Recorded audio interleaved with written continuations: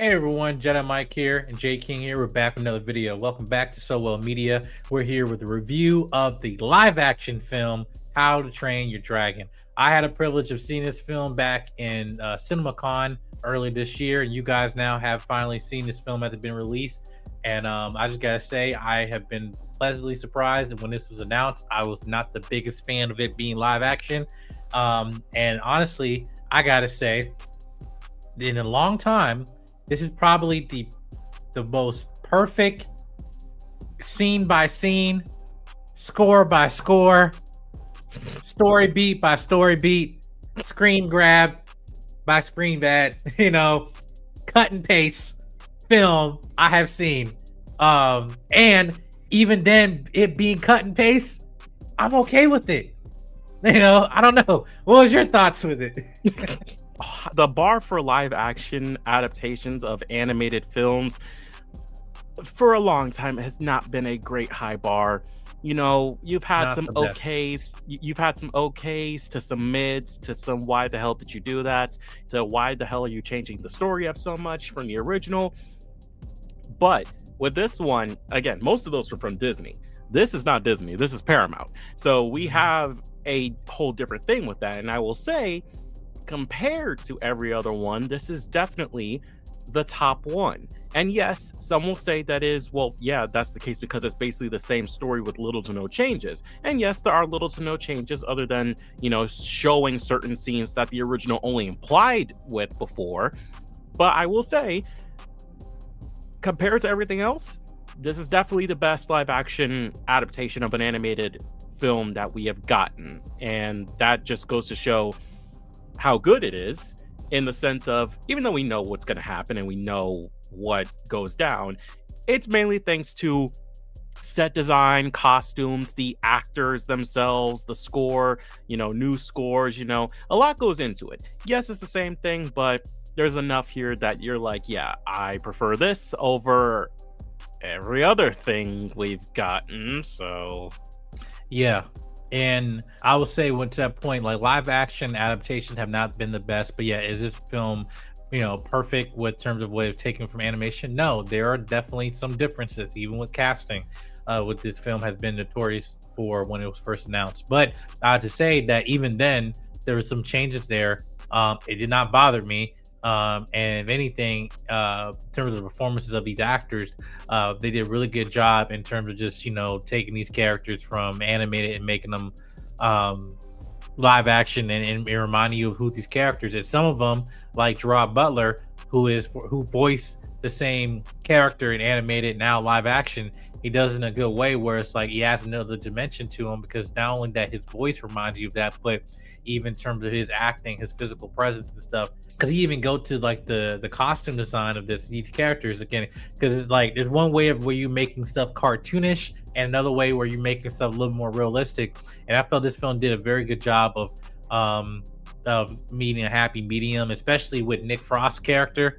That's like, in a way that this Nick Frost has basically been in every other franchise. He's gonna be Hagrid and Harry Potter, all this stuff. I think anytime you add Nick Frost is always a plus. But I want to talk about the main two leads here. Mason Thames and Nico Parker plays Hiccup and Astrid, because that was one of the big things that was coming with this film and stuff like that. Especially Nico, who's playing Astrid, who is also biracial, and she's playing Astrid, who is the female protagonist and love interest to Hiccup, played by Mason Thames. But I will say, starting just with Mason, I think he did a really good job in terms of bodying Hiccup, in terms of his physicality, his moments of his charisma or lack thereof, his moments of his comedic timing as well. That even made it more realistic in terms of his relationship with his father. And I think him and Gerard Butler definitely had amazing chemistry here. And even when it comes to the visual effects of Toothless, that you think that, okay, animated, how you gonna do that and make that live action and stuff, and it's like, no. The big thing that did a really good job was just having the eyes, a very important factor for Toothless, and keeping that from the animated version, and I think they did a good job in just terms of balancing that out and add a sense of realism, because it's not like we haven't seen live action or photorealistic dragons, You're coming from right. Game of Thrones, but again, it's like, I think they did a good job even with all the dragon designs here. But yeah, what was your thoughts on with Mason, his performance and him playing Hiccup? Because I think he did a really good job, embodying full aspect of that character. I think Mason 100% did a really good job as Hiccup, because again, it's like, as you said, the physicality, the look, as well as going like Hiccup's going from like, sort of awkward to much more of a leader sense, especially when it comes to protecting the dragons as well as protecting his home. I see that within Mason and how he went about it throughout the entire film. And also, as you said, when it came to the dragon design, I'm glad that they also found that good middle ground, just like with the costumes. I'm glad that they found that good middle ground in terms of making it look real while not taking away what made it special in the first place. Because it could have been very much an ugly Sonic situation, but no, it was an actual how we ended up with Sonic situation. Also, I will just say, Mason has been having a really good freaking year with this Great year. This Black Phone 2 and Regretting You, along with McKenna Grace that just came out this past week or so. He has been 3 movies in a year, and he's been killing it. He's really been killing it. I'm proud of him. And not only that, he's also been ranked as an actor who's had at least 3 films that both been #1, him being the lead. And this hasn't happened since Jim Carrey in, I think, 1994 or 1999.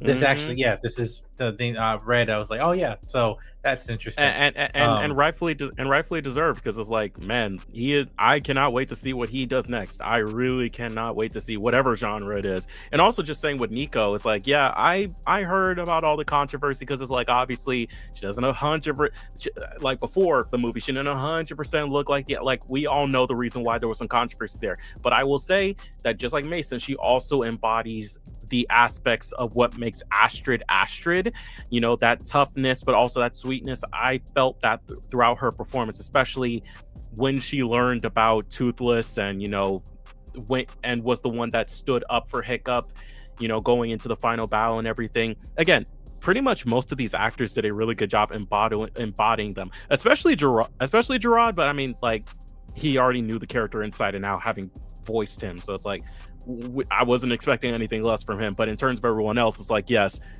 really good job, and I'm very much satisfied with this film.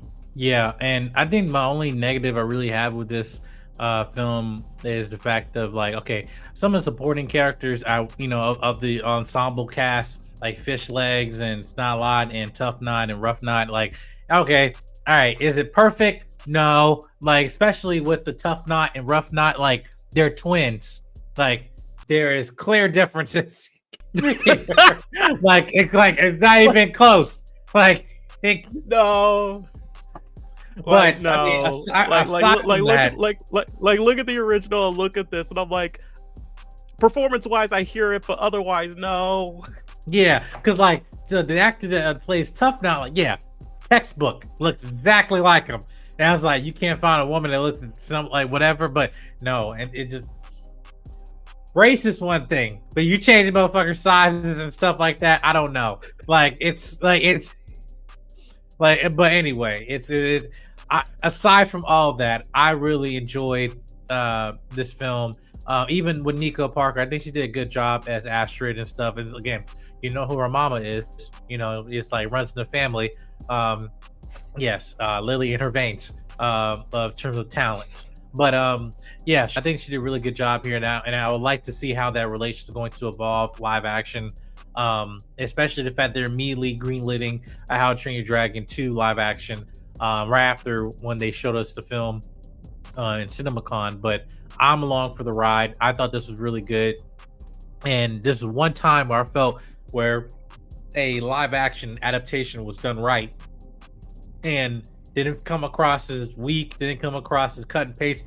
And even then, this is DreamWorks, this is Universal, and something notorious that Disney is notorious of doing all over and over again. Now other studios like, yeah, we can do this too. Now I don't know how you can do a live action Shrek. I honestly would avoid it. But please, like no, no, please don't. Okay, we're getting Shrek 5, and I'm fine with that. Don't go into live action with Shrek. That will, God no. I'm just saying, you know, you want to talk about moneymaker, but also financial disaster. I don't know. Yes, we'll see. But make sure you subscribe button, comment, like, and share. Let us know your thoughts on How to Train Your Dragon. Did you like it? Did not like it? You had some concerns with some other controversial stuff? Please let us know in the comment section down below, respectfully. But yes, we'll see you guys in the next video. Peace.